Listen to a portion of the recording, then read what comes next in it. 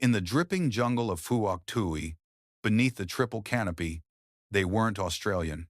They weren't New Zealanders. They were ghosts, paired shadows who vanished into the foliage and returned with stories the enemy never knew were taken. Most people have heard of the American Green Berets, the SEALs, the LRRP teams, but few know what happened when two of the Southern Hemisphere's most elite units, the SASR and the NZSAS, merged deep in Vietnam's most dangerous terrain. No headlines, no flag waving, just perfect silence, cold patience, and missions that no one else wanted. This isn't a story about medals or firefights. It's about the quiet war, the one waged by men who didn't need to be seen to win. When Australia's best joined New Zealand's finest, the jungle changed. The enemy stopped hearing footsteps, and sometimes they simply vanished. They were ghosts in a jungle that already belonged to ghosts. When people talk about Vietnam's special forces, they speak of the Australians, the SASR, who moved like smoke, counted buttons on enemy shirts, and vanished before the jungle could remember them. But there was another presence, quieter, just as patient, just as precise. The New Zealand SAS. Few even knew they were there. While the Americans fought in platoons and the Australians patrolled in fives, the New Zealanders moved in even smaller teams, sometimes just 3 men. Their mission was the same: deep reconnaissance, silent observation, surgical ambush. But their origin came from a different place, shaped by the jungle wars of Malaya, hardened in the dense foliage of Borneo, and finally tested in the nightmare green of Phuoc Tui. They didn't arrive with ceremony.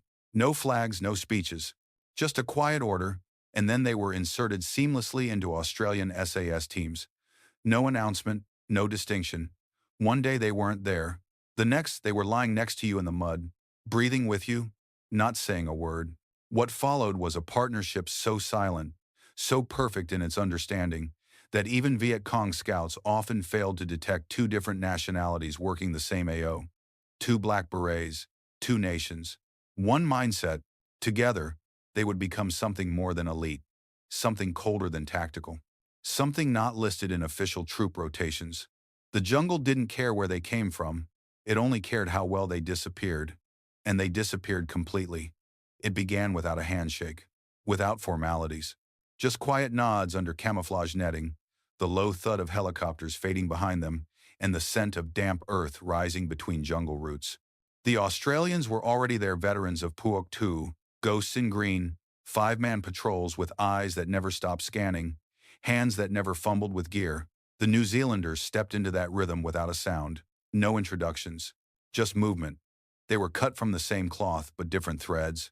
Australian SASR teams were known for their patience, the kind that could hold a firing position for 14 hours without shifting weight, listening for the sound of a single misplaced footfall. Their doctrine was find, fix, finish, track the enemy until they revealed themselves, then strike hard and vanish. Every breath was measured, every shot a final sentence. The New Zealand SAS had learned in tighter jungles. Malaya had taught them how to track a man by the arc of broken grass, how to smell cigarettes through 3 layers of canopy, how to distinguish between a footprint made 40 minutes ago and one made 4. They were the quieter ghosts. So when the 2 units began joint patrols in mid-1968, it wasn't a merger. It was a calibration. An Australian would scan a ridgeline. A Kiwi would quietly indicate an offset trail beneath it. One would watch the birds scatter. The other would hear the dogs go quiet. They communicated in looks, in small gestures, in the near telepathic language of men who had trained so long in silence that speaking seemed loud. The Americans never quite understood it. They respected it, but they didn't live it. Because this wasn't just stealth. This was presence erased.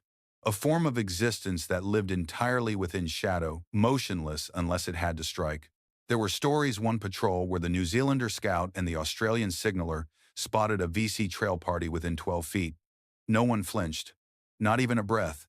The VC never saw them. They walked straight past the ridge. Later, over a single cold ration, neither man spoke of it, because that was the rule. No boasting, no bravado. The jungle didn't reward noise. It punished it. And in the quiet, the partnership deepened.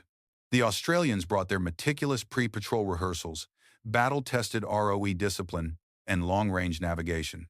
The New Zealanders brought an uncanny sense of human terrain, the ability to read the jungle like a map, and a sixth sense for movement patterns the enemy thought were invisible.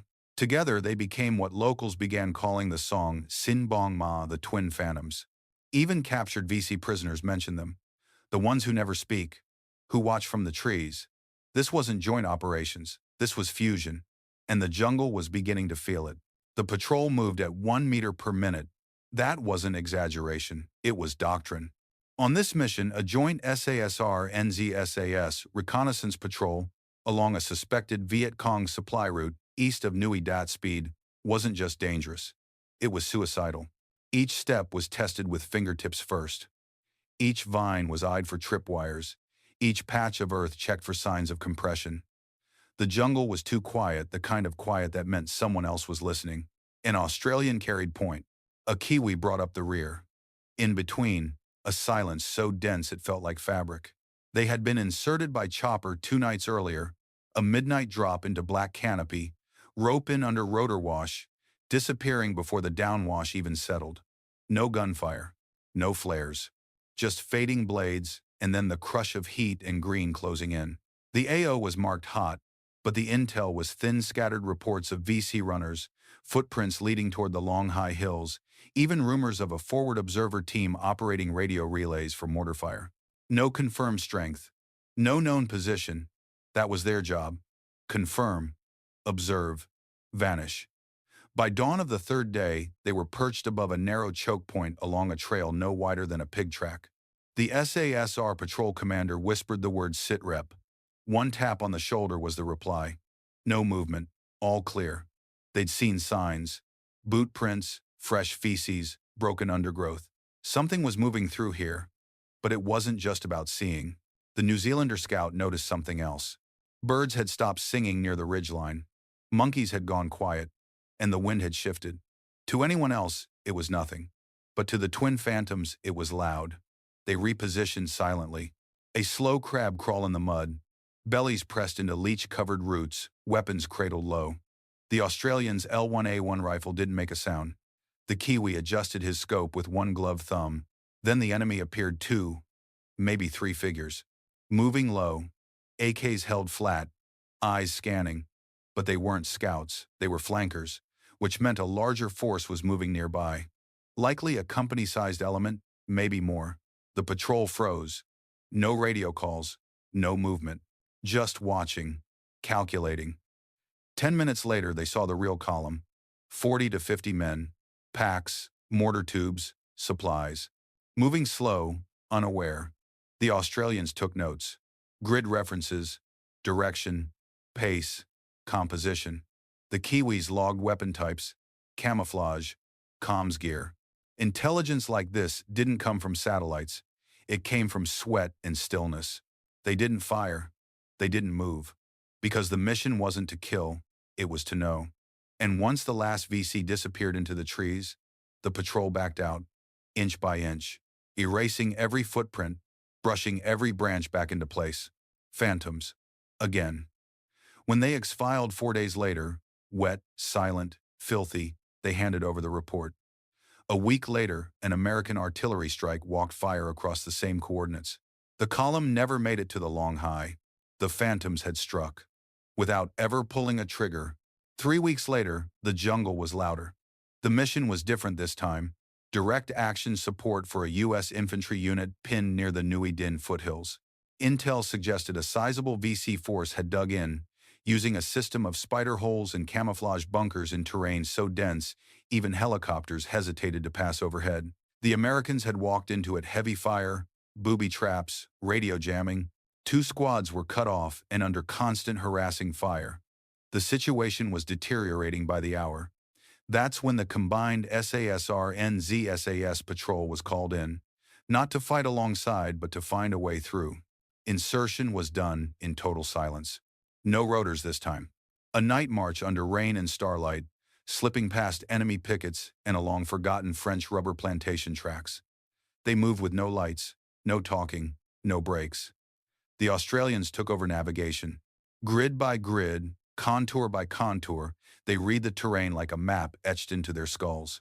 The Kiwis ran flank security not with weapons drawn, but with eyes scanning the upper canopy and ground for signs the enemy had stopped laying traps and started laying in wait.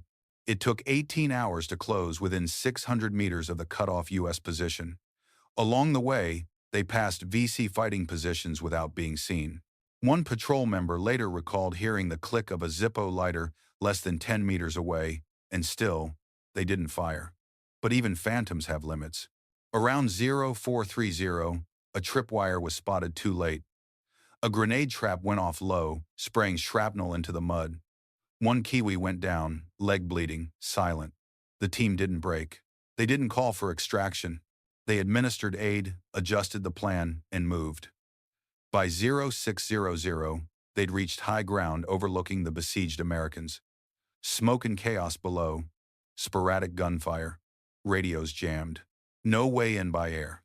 The Australians laid out the terrain, plotting an egress route the Americans could use to break contact. The Kiwis spotted the gaps, terrain weaknesses, blind spots in the enemy's field of fire, the kind of details only visible after days living in the same mud. Then they did something neither team typically did. They moved forward, into the fight. Not to join it, to extract it. 2 men from each unit slipped downhill under fire, reached the American perimeter, and relayed the plan using hand signals and quick sketches. No shouting, no second chances. At 0700, the combined force punched a hole in the enemy flank. 7 minutes of sharp, suppressive fire from silenced weapons. Enough confusion to give the Americans breathing room. Then they led them out, back through the pathless dark. One step at a time, the Australians guided by compass and instinct. The Kiwis watching the rear, fading into green when needed. No one left behind. Not one shot wasted. By the time the sun rose fully, the wounded were being treated. The Americans were safe, and the phantoms were already gone. Back into the trees, back at Nui Dat. The debrief was short. A few questions from intelligence officers. Some map coordinates checked, enemy movement logged. The Americans tried to say thanks, but the SASR and NZSAS men simply nodded, repacked their gear, and went silent again. For them, the war wasn't about gratitude. It was about finishing the mission and disappearing before the jungle remembered you were ever there. But something had shifted. Those 2 joint missions, the silent reconnaissance and the extraction under fire, had proven something beyond tactics. There was trust now, not just between individual troopers, but between the 2 units. The Australians had always operated in 4 to 5 man teams, self-contained, with brutal efficiency. The New Zealanders matched that rhythm perfectly, not just in movement but in mindset. They thought the same way, moved the same way, waited with the same patience, killed with the same calculation. And when they weren't killing, they were listening. Some called them ghosts. Others, especially the Americans, began referring to them as the double shadows, because where one moved, the other followed. Not in formation, but in perfect understanding. They didn't need to speak. A nod, a twitch of a finger, a pause. That was enough. The jungle was their classroom. Each mission taught new lessons, not in doctrine, but in instinct. How to smell a disturbed vine, how to feel when a trail was wrong, how to watch birds, not men, for signs of danger. On their off days, if they could be called, that the 2 units trained together, not with obstacle courses or parade ground drills, but through shared bushcraft. The Australians taught the Kiwis their experience from Malaya and Borneo, how to filter water through charcoal, how to pack leach-proof boots, how to memorize terrain by scent and sound. The Kiwis brought their own methods, trap construction from cold climate training, field dressing under pressure, and a calm stoicism even the Aussies respected. There was no rivalry. There was only sharpening. On one patrol, a New Zealander spotted a thin wire strung ankle-high across a game trail. Without breaking stride, he knelt, marked it with a twig, and warned the Aussie behind him with nothing but a raised hand. No drama, no words. The Australians didn't forget that. Later, when an Australian pointman stepped on what he thought was stable ground and felt it shift beneath him, a covered pit, it was a Kiwi who caught him by the webbing and hauled him back, quietly, efficiently, like pulling a friend from the edge of the world. That's how they worked. One man watching your back, the other watching the jungle. Every day was the same war, every mission a test. And every time they came back, if they came back, they came back as one. 2 nations, 1 unit, 1 silence. By mid-1970, the Viet Cong had begun shifting deeper into Cambodia and the border zones, moving supplies under thicker jungle, hiding staging areas beneath the triple canopy where even recon planes struggled to see. That's where the SASR and NZSAS were sent. They were tasked with border surveillance, not just watching trails but predicting enemy behavior days ahead. For that, they needed to vanish completely. No radio chatter, no movement during daylight, just silence, sweat, and stillness under layers of green. They moved together now. One team, no distinction.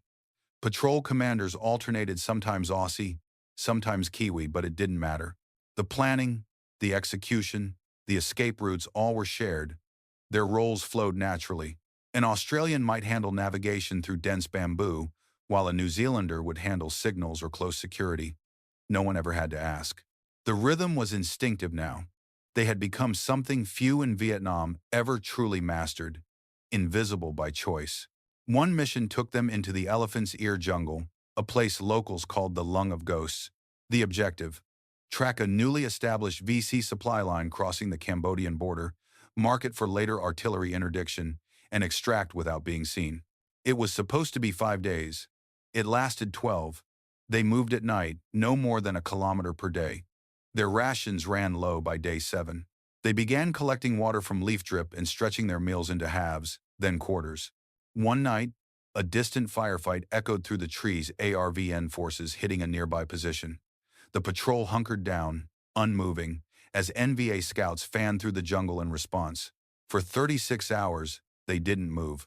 One trooper later said it was the longest day of his life, and it happened twice. But the reward came on day 10. At 0300, they spotted lantern flickers through the mist, faint light, slow movement. Through their optics, they confirmed. A packed column of porters, guards spaced in intervals, an officer with a map case. They counted 47 inches total. But they didn't attack. That wasn't the mission. Instead, they recorded, sketched routes, measured paces by stopwatch, marked terrain changes. When they exfiltrated, they did so crawling, not because of injury, but to avoid breaking a single fern. It took 18 hours to reach the pickup zone. They didn't speak until the Huey lifted off. Back at base, intelligence staff tried to question them. Where did you spot them? What time? How did you count? But the patrol commander, a New Zealander this time, simply handed over the notebook. Every entry was there. Every figure exact. Every page dry, despite the rain. The analysts blinked. This is perfect, one whispered. The patrol just nodded. For them, perfection wasn't a goal. It was standard. Their reputation spread in whispers, even among American recon units and MACV SOG teams operating in the same region. They weren't flashy. They didn't drop body counts in after-action reports. But when intelligence teams needed to know exactly where an NVA regiment had moved, what trail network had been reactivated, or how long a staging post had been in use, it was often one unit that got the call. The combined patrols of the SASR and NZ-SAS. Some American commanders didn't understand it at first. They expected maps marked in crayon, comms transcripts, kill confirmations. Instead, they received precision. Topographic sketches, down to treefall shifts, enemy routines timed to the minute, even lists of personal items carried by sentries, boot models, canteen styles, badge shapes. It was intelligence at a forensic level, and it came wrapped in silence. One mission near the Cambodian border, however, nearly shattered the ghosts. It was meant to be routine, 4-day recon on an NVA fuel cache near the Sripak River. The plan was clean, observe, map, and extract. But on day 2, the weather turned. Torrential monsoon rain collapsed the canopy into a suffocating green tunnel. Radios became unreliable. Extraction was postponed. Then came the tracker teams. Signs were missed. Maybe a boot print in soft clay, maybe a scent carried wrong by the wind. But someone or something had caught their trail. The first warning was a single bamboo bird call, repeated twice in the distance. Not a bird, not a coincidence. They froze. Movement was no longer an option. The patrol, now down to half rations and soaked to the bone, went completely still in a narrow gully under thick creepers. For 40 hours they didn't speak, didn't sleep, only listened. At least 2 enemy squads combed the ridge above, sweeping with methodical spacing, pausing every few minutes to listen. A lesser unit might have run. They didn't. The New Zealander on flank security pressed himself into the mud, barely breathing. A leech crawled up his neck. He let it. Movement risked everything. An Australian scout kept one eye through a hole in the foliage the size of a coin, watching boots pass less than 10 meters away. They were ghosts now. Not metaphorically, literally. When the rain broke and the enemy withdrew, the patrol exfiltrated by dead reckoning, no landmarks, no nav gear, just instinct. They reached the fallback LZ 18 hours later, skin blistered, dehydrated but intact. When the helicopter arrived, the crew chief looked down and almost didn't see them. Covered in mud, their faces streaked with blood and jungle grime, they looked like part of the terrain. One of the Kiwis smirked. "We're still here." And they were. No shots fired, no names taken, no casualties, just intelligence delivered, mission accomplished. That was how the ghosts operated, not with noise, not with firepower, but with patience, precision, and the kind of presence that left no trace behind. When the war ended, the jungle closed over the trails. The NVA shifted tactics, the Americans began to withdraw, and the secret patrols became fewer. But something lingered in the hills, in the valleys near the border, in the stories passed quietly between veterans. The Australians went home to Swanbourne. The New Zealanders returned to Papakura. Their names weren't splashed in the headlines. There were no ticker tape parades, just quiet flights and quiet debriefings. The men unpacked their gear, stored their notebooks, and said little. But those who had walked beside them, Americans from SOG, Marines from recon units, even helicopter pilots who flew their extractions remembered. They spoke of those Anzac ghosts who needed no orders, asked for no support, and brought back gold-tier intel without firing a shot. In briefings across MACV, one phrase began to appear more often. Request SAS observation detail if available. Years later, in training ranges in Townsville or Waiyuru, young troopers would hear stories, not myths, methods. "Don't just look," the instructors would say. "Disappear. See without being seen." That's the legacy. And when some of those same veterans went on to fight again in Timor, in Afghanistan, in the dusty valleys of Uruzgan, or the high ridgelines of Baglan, they reached for the old skills. The jungle was gone, but the patience remained. The silence. The commitment to precision over flash. The belief that it's not how loud you strike, it's when. Joint training between SASR and NZSAS continues to this day, shaped by that shared DNA forged in Vietnam. Not formal doctrine, but habits, instincts, traditions. Some of them written down. Most of them passed quietly, person to person, in the bush, in the mud, under weight and silence. They call it ghost walking. Moving so slowly that time forgets you. Watching so long that the enemy believes the jungle is empty. Acting only when the moment is perfect, not before, not after. That wasn't born from one nation or one regiment. It was born when Australians and New Zealanders became one patrol. In a war that blurred every rule, they found discipline. In chaos, they found stillness. And in each other, they found respect not spoken, but earned. No statue marks their joint sacrifice. No monument tells their tale. But in the unofficial history of the Vietnam War, the one written in the footnotes of after-action reports, in the margins of intel logs, in the whispered stories of exhausted soldiers, the SASR and NZSAS partnership stands as one of the war's quiet triumphs. Two nations, one shadow, and a brotherhood that never needed to raise its voice because it had already disappeared into the trees.